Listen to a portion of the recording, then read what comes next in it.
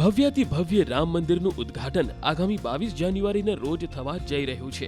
અયોધ્યામાં અત્યારથી જ દિવાળી જેવો માહોલ જામ્યો છે, ત્યારે અમદાવાદનો એક પરિવાર પણ ચર્ચામાં આવ્યો છે।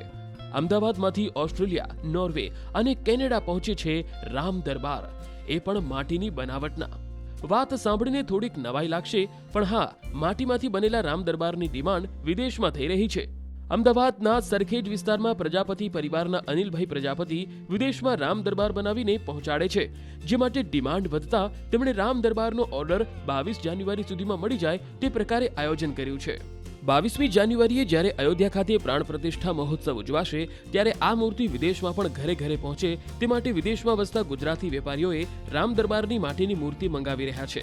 સરખેજમાં રહેતા અનિલભાઈ પ્રજાપતિએ નાની અને મોટી એમ બે સાઇઝમાં રામ દરબારની મૂર્તિ માટીમાંથી બનાવી છે। આ ધંધાની શરૂઆત કરી તમારા પિતાશ્રી કરતા હતા પહેલાં। એ વખતે અમે નદીમાંથી તળાવમાંથી માટી લાવીને કામ કરતા હતા, બરાબર। પછી અત્યારે અમે મોરબીથી માટી લાવીએ છીએ, ત્યાંથી અમને માટી મોંઘી પણ પડે છે અને ટ્રકના ભાડા એ બધું વધારે જાય છે। ટ્રકનું ભાડું 700-800 રૂપિયા ટને હોય છે, 1000 રૂપિયા 1200 રૂપિયા માટીનો ભાવ હોય છે। એમ કરીને અત્યારે મોરબીની માટી વાપરીએ છીએ અમે। અને પહેલાં અમારા પપ્પાને કામ કરતા હતા ત્યારે નદીની માટી આવતી હતી, નાના એવા તલાવડાની માટી આવતી હતી, એ માટીને કામ કરતા હતા અને એની માં ખર્ચો પણ ઘણો થાય છે ત્યાં માટીમાં અમારે।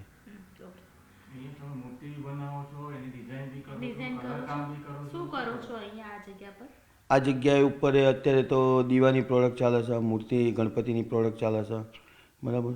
અને કેટરસની આઇટમો ચાલે છે, આ બધી આઇટમો ચાલે છે। અચ્છા, કેટરસની આઇટમો જે છે ને બધી, એમાં સૌથી વધારે ડિનર સેટ છે એ પણ માટીના? હા, ડિનર સેટ પણ માટીના આવે છે।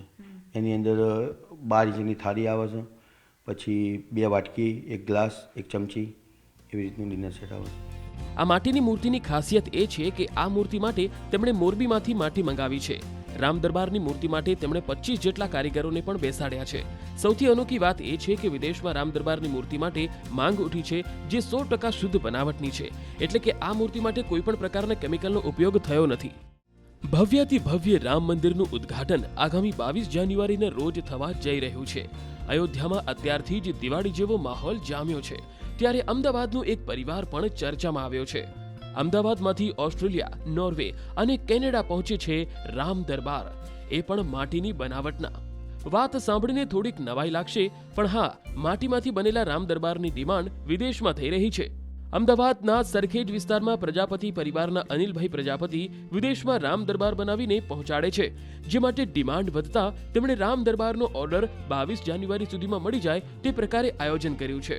22મી જાન્યુઆરીએ જ્યારે અયોધ્યા ખાતે પ્રાણ પ્રતિષ્ઠા મહોત્સવ ઉજવાશે, ત્યારે આ મૂર્તિ વિદેશમાં પણ ઘરે ઘરે પહોંચે તે માટે વિદેશમાં વસતા ગુજરાતી વેપારીઓએ રામ દરબારની માટીની મૂર્તિ મંગાવી રહ્યા છે। સરખેજમાં રહેતા અનિલભાઈ પ્રજાપતિએ નાની અને મોટી એમ બે સાઇઝમાં રામ દરબારની મૂર્તિ માટીમાંથી બનાવી છે। આ ધંધાની શરૂઆત કરી તમારા પિતાશ્રી કરતા હતા પહેલાં। એ વખતે અમે નદીમાંથી તળાવમાંથી માટી લાવીને કામ કરતા હતા, બરાબર।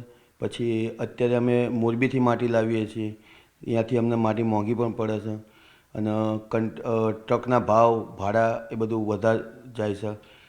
ટ્રકનું ભાડું 700-800 રૂપિયા ટને હોય છે, 1000 રૂપિયા 1200 રૂપિયા માટીનો ભાવ હોય છે। એમ કરીને અત્યારે મોરબીની માટી વાપરીએ છીએ અમે। અને પહેલાં અમારા પપ્પાને કામ કરતા હતા ત્યારે નદીની માટી આવતી હતી, નાના એવા તલાવડાની માટી આવતી હતી, એ માટીને કામ કરતા હતા અને એની માં ખર્ચો પણ ઘણો થાય છે ત્યાં માટીમાં અમારે।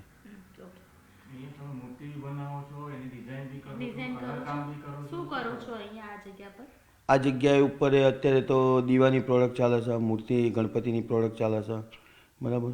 અને કેટરસની આઇટમો ચાલે છે, આ બધી આઇટમો ચાલે છે। અચ્છા, કેટરસની આઇટમો જે છે ને બધી, એમાં સૌથી વધારે ડિનર સેટ છે એ પણ માટીના? હા, ડિનર સેટ પણ માટીના આવે છે। એની અંદર 12 ઇંચની થાળી આવે છે, પછી 2 વાટકી, 1 ગ્લાસ, 1 ચમચી, એવી રીતનું ડિનર સેટ આવે છે। આ માટીની મૂર્તિની ખાસિયત એ છે કે આ મૂર્તિ માટે તેમણે મોરબીમાંથી માટી મંગાવી છે। રામ દરબારની મૂર્તિ માટે તેમણે 25 જેટલા કારીગરોને પણ બેસાડ્યા છે। સૌથી અનોખી વાત એ છે કે વિદેશમાં રામ દરબારની મૂર્તિ માટે માંગ ઉઠી છે, જે 100% શુદ્ધ બનાવટની છે, એટલે કે આ મૂર્તિ માટે કોઈ પણ પ્રકારના કેમિકલનો ઉપયોગ થયો નથી।